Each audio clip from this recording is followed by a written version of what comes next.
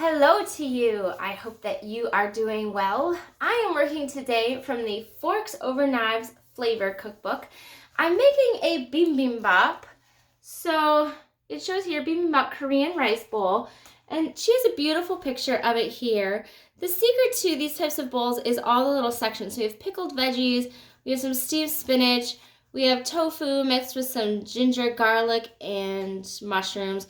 We have some squash, we have bean sprouts, we have scallions, we have rice, and then some sriracha or gochujang sauce would go on top.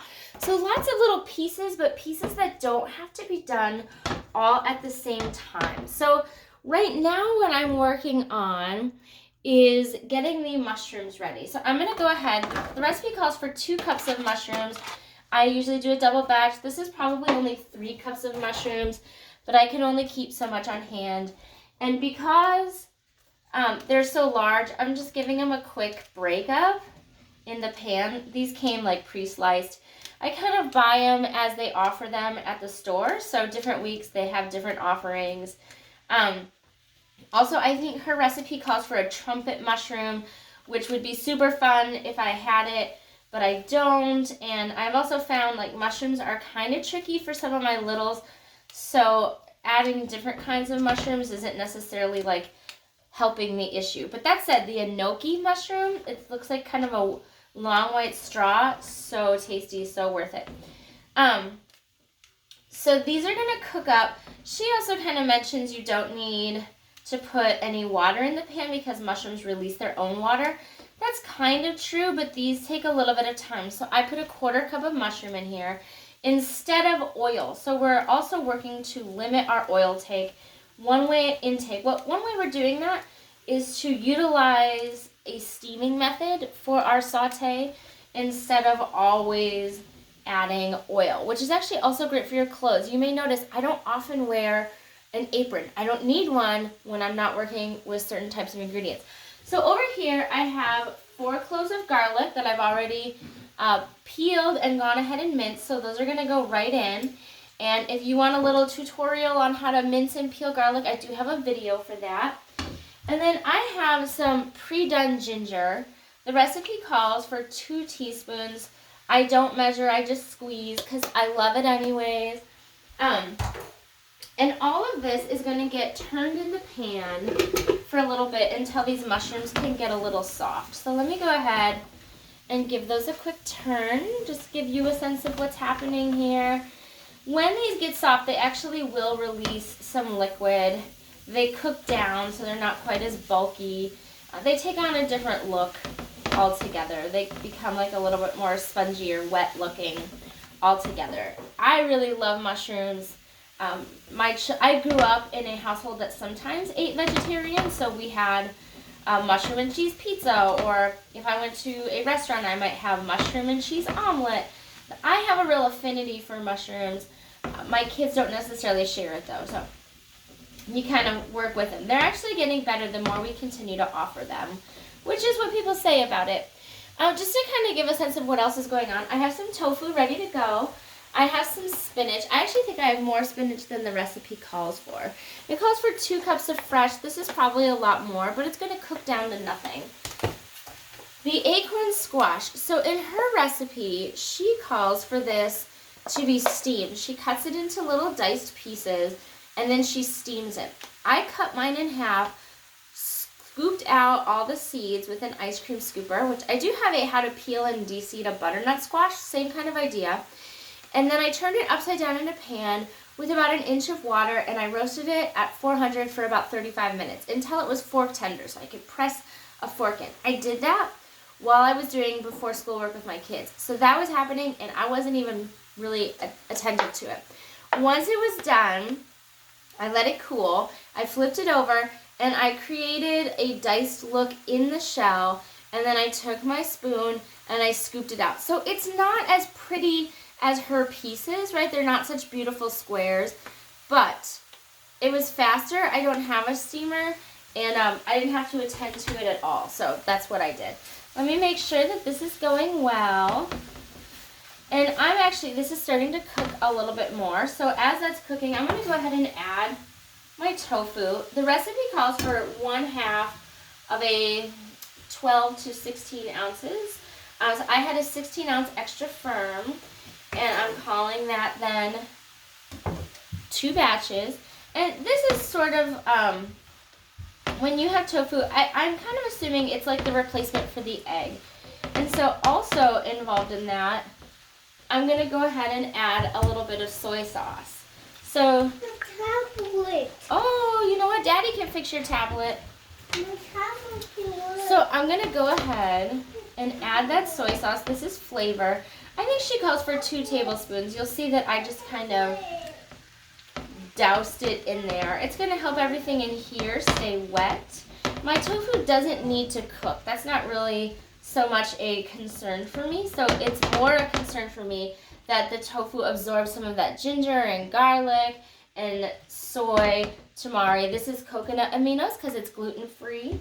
But anything like that, soy sauce, tamari, coconut aminos, they're all kind of the same function there. Let me also walk through the other components. So I actually cut up my scallion days ago. When I went grocery shopping, I just went ahead and cut those up. So they're done and ready to go. Bean sprouts, not difficult, right? They just happen to be ready to go when you buy them. And then you will see I have a pickled vegetable recipe video. This is them a couple days later. So it's far more purple now that that liquid has gotten into the red cabbage. But that does not bother me, and this was something I was able to do on a day when I didn't have a lot to do.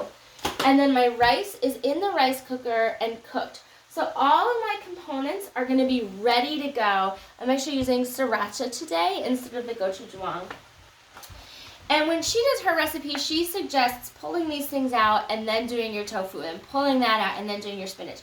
I'm going to do it all together because I don't care that it would be separate, and it actually is going to take extra time for me to try and separate it out. So, like I said, I'm going to go ahead and use all of this spinach. I don't have any other uses for it. I may need to add it in a couple batches just because of the bulk before it cooks down, but there's nothing wrong with getting those leafy greens into the diet. So, when they're first raw, of course, they're taking a lot of space. But they cook down so quickly. I once did like a half this size for somebody, and it turned out to be like you could have fit it in your palm. It was an embarrassing amount. So spinach often is best served in conjunction with other things anyways, given how much it cooks down.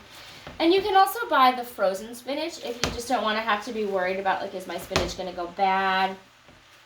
I shop for the week, and I shop according to the recipes that I'm making, and I try to stick to that, because what I've learned is that if I go shopping and I just feel this nostalgia for something and I buy it, it's actually pretty hard for me to then make it, because I have a plan for the week, so then there it sits, which is really unfortunate. So I try not to do that very much.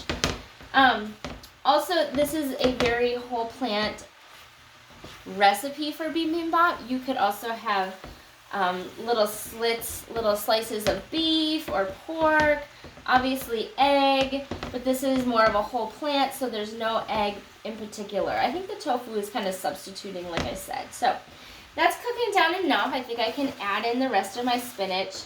The spinach too is going to add a little water, and I am okay with there being some water involved in what's going to be here, because we're going to eat this recipe later, and having a little something to liquid up, because the kids aren't going to eat sriracha, right?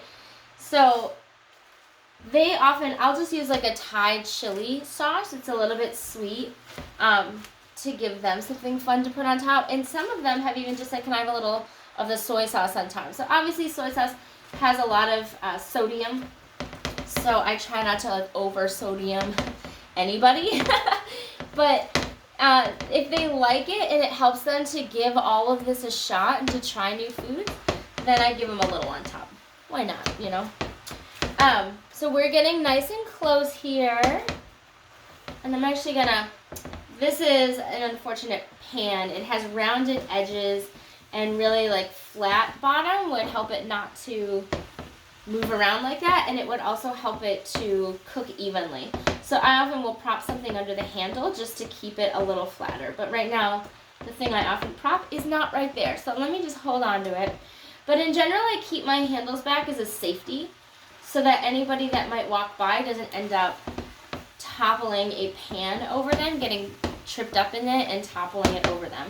I've seen it and heard of it. Well, I haven't seen it physically, but I've heard of it happening to people, and it's just tragic. So I always keep my handles back or inside so that no one can kind of accidentally get stuck on them and topple over a bunch of hot ingredients. So this is almost there. And that will conclude all of the components. So really today, I've invested maybe 15 minutes because I went and did little pieces of what this recipe was going to be along the way on different days, some this morning. And that can really help with, like, how do I put a meal on the table? Just kind of knowing what you've got coming and then making a plan as you go. It does mean that your brain has to work all the time, right? You've always got to be thinking about what's coming next. But again, I really do. I don't want to just cook out of a box. I don't want to like add too much sodium to my family's diet. And so this helps me do all that stuff. So I hope that that's helpful for you, and I will see you later. Bye-bye.